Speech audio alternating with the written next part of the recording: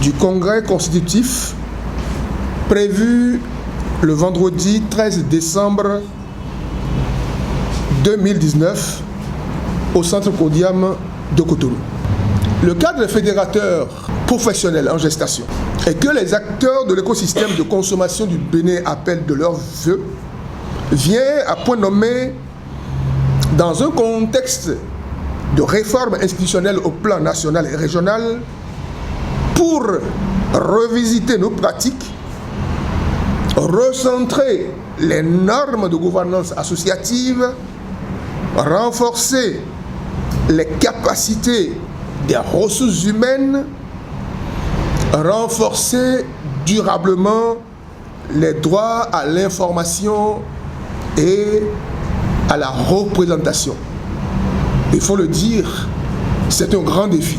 Il s'agit donc de concevoir et de gérer autrement et dans les règles de l'art le mouvement consommateur au Bénin, condition nécessaire pour redonner confiance à tous, relooker l'image du mouvement, relever les défis actuels et futurs du monde de la consommation au Bénin. Et pour ce faire, nul ne sera de trop.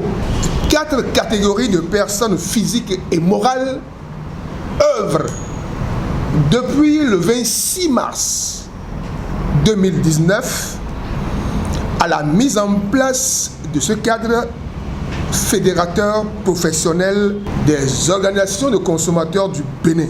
Le cadre fédérateur en gestation se veut nouveau, indépendant, professionnel, innovant, mais se veut essentiellement réformateur. Valoriser les associations membres qui sont des personnes morales de droit béninois. Le membre ici, ce n'est pas l'individu, c'est une structure, c'est une association de droit béninois.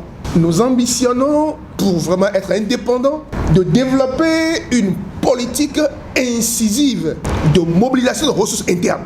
Nous avons d'abord et avant tout à compter sur nos propres forces avant de tendre la main aux autres.